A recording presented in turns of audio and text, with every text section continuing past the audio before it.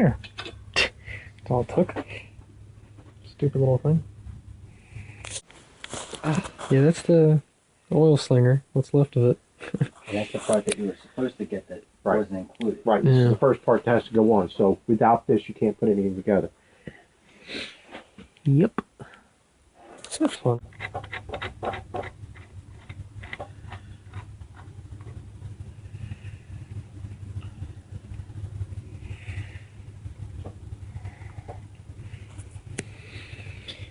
All right.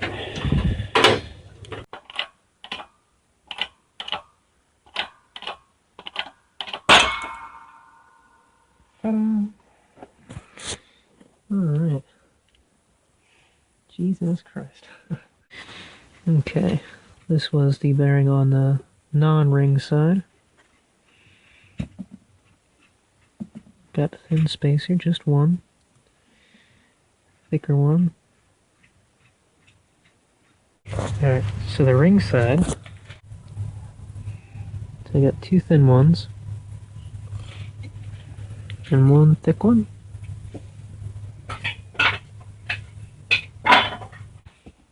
Also, here's the carrier. No more bearings, those were pressed off. These were on real fucking good. You don't realize how much fucking pressure it takes to take them off, good God. Even that 20-ton shop press, man, you thought the press was gonna break. Or that thing was gonna bend in half. But it's a cool little rig, I like it. And don't forget your shims, spacers, and all that shit that were over here. Remember where they went. So this is turning into quite the interesting thing. Okay, so now to put everything back together again after removing everything from the pinion shaft over here. It's time to put shit back on. Now, the kit that I bought, which is supposed to be a full pinion reassembly kit, comes with everything you need except everything that you need. You have your inner bearing, your outer bearing, both come with races. You got a shim set. You have a new nut and a new washer. You have an oil seal. And you have some marking compound and a brush. So I figured out all my shim sizes. I just measured them by how much they bend. There's a thick, a medium, and a thin. The thins are real flexible. The medium bend a little, and the thick don't bend at all. So I just put them all back together the way that they were. I noticed that these smaller shims are a different size, but it might not matter. And we got the ring side shims and the non-ring side shims. And if you're doing these bearings, you might as well do the carrier bearings. So, carrier bearing kit's pretty simple. It's just two bearings. And I think there's a shim pack back there, but I already have the shims. So that's good. Now, the thing that the kit does not tell you that it doesn't come with is the oil slingers. So I had to order some more stuff. So we have our outer oil slinger right here, which is a real big one. That one got messed up in the housing. You have your inner oil baffle, which is like a raised looking thing. It sits in the middle. And then you have your outer oil slinger, which mine was okay. But I ordered it because they're not that much. So these things do not come with that kit for the Dana 30 high pinion kit. And it's weird because when you look at some of the kits, it doesn't show it, but this is the whole diagram right here. So I needed this part right here, the outer oil slinger. I needed this one, 19A, that's the bearing baffle. And this one, the inner oil slinger, because that one would shoot up real bad. And I'll show you what the old ones look like. Here's your old nut and washer. The outer baffle looked pretty good. This was the inner oil baffle. That's all beat to crap because it had to be hammered to come out. And that's the inner oil slinger, which got chewed up on the housing because the pinion was bouncing around so much. So yeah, I kind of needed some new ones. That's cool. It's got Timken stamped into it from the bearing. Okay, so let's put it all back together again. First up, you're going to need your inner oil slinger, your inner bearing, and they get pressed onto the pinion shaft. And make sure that this is facing the correct direction, because you want to be able to, be able to put the race on and actually install it. If you put it in backwards, you're going to have to take it all apart again. That would suck. Make sure you put this on the right way. It's important.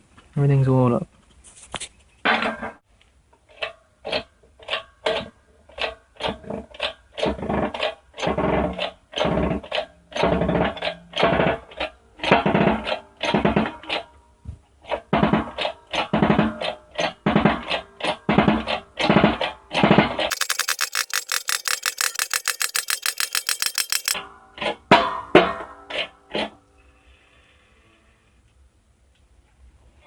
Okay, there we go.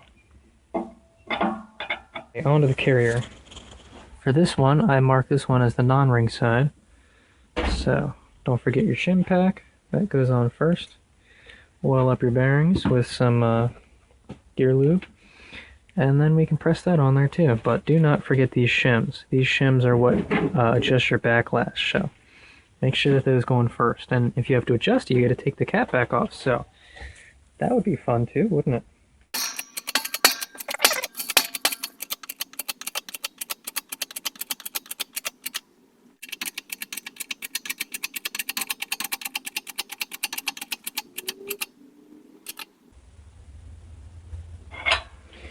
Okay.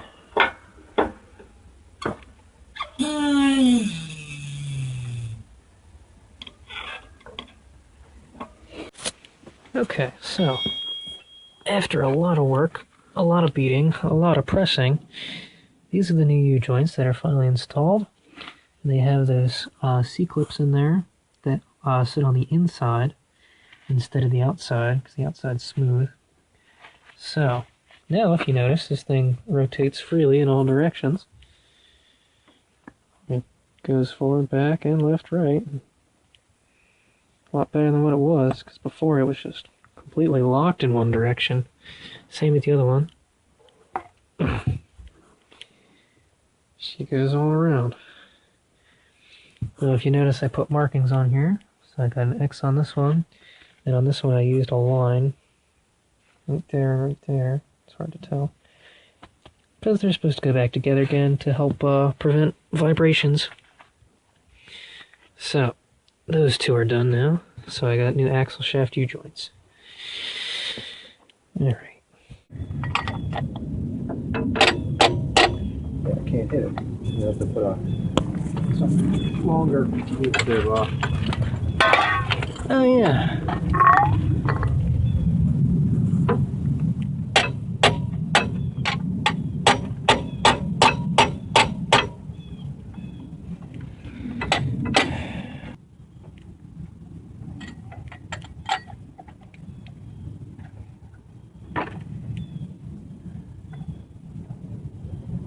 no matter what you do.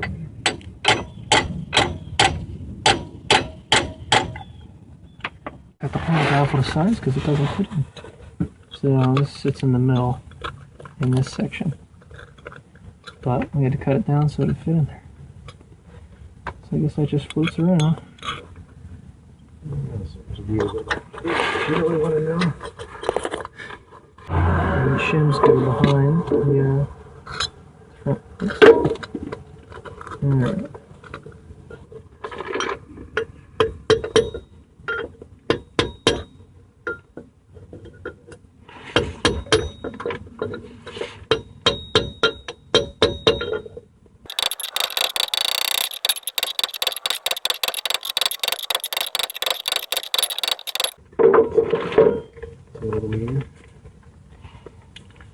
Kind of looks like it. Looks like it's against the ring pretty good. Tap it one more time.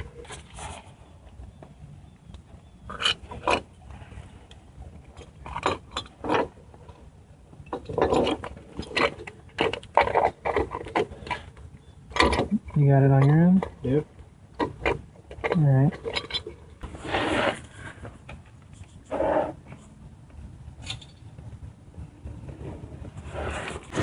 Alright, so now that bearing's tapped in, the rear oil slinger goes on, and then the rear oil seal.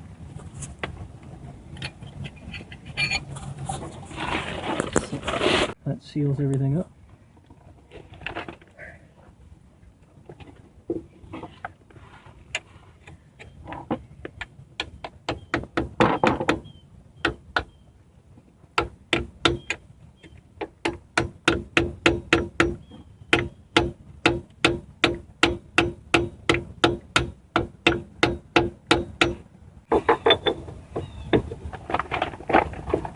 Alright.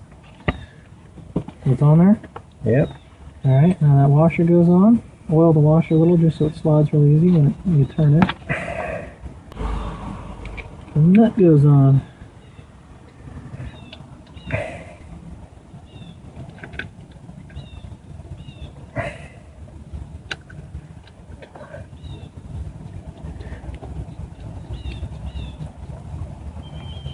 And then you torque it to about 200 foot-pounds, and then that's when you gotta figure out that preload stuff.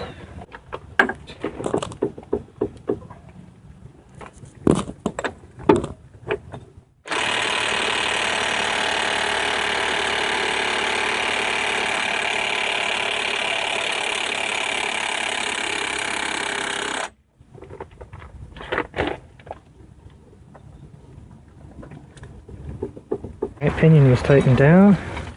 Carrier time.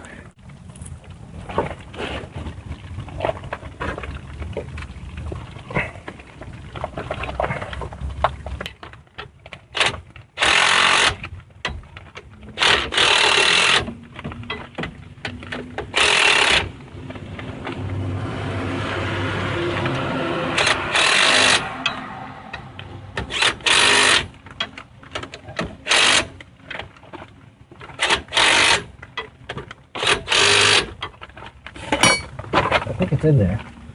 Try rotating it, how's it feel? Rotate my ass, that's what you're trying to say.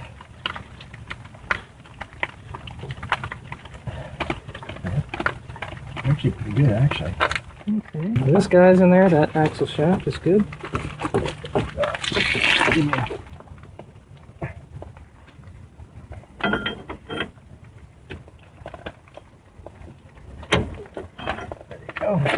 There you go.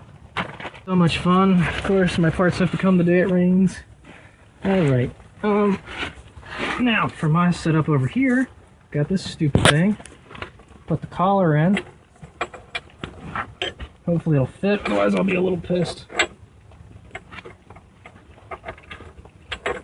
Oh, thank God. A little worried there for a second. So the collar fits on there, like that. And then you take your outer shaft, bring that in.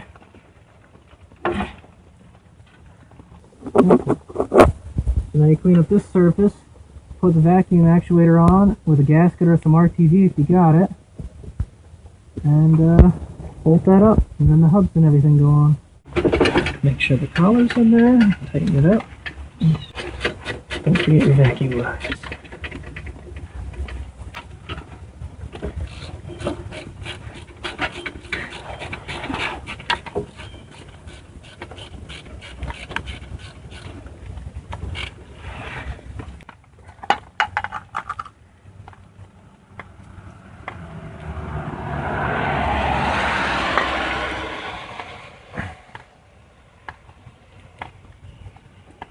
Watch it doesn't fucking fit in.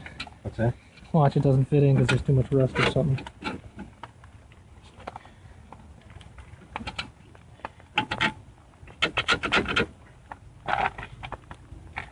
Should just pull it together, right? Yeah, just tighten it in. Alright, once your hub goes back on, you got some more things to go on the axle nut kit. You got your washer, your nut, your collar thing, and your pin that I brought. In that order. Washer goes on. I'm not sure where it's at, unless you have a half-inch. Maybe it's in the back. Chapter. What? It might be in the back. Back there or the back? In the back seat. So you tighten that down, and then these guys go on. So that's what that looks like. Then you put your rotor on, put your brake pads, the clips, then you can put the caliper on, and you can put the tire on. So I'm going to put the diff cover back on. I have a gasket for that. Diff cover's back on with the new gasket, tighten it in a crisscross pattern. Calipers, brakes, all that back together. Now I get to put the tires back on. Pretty simple.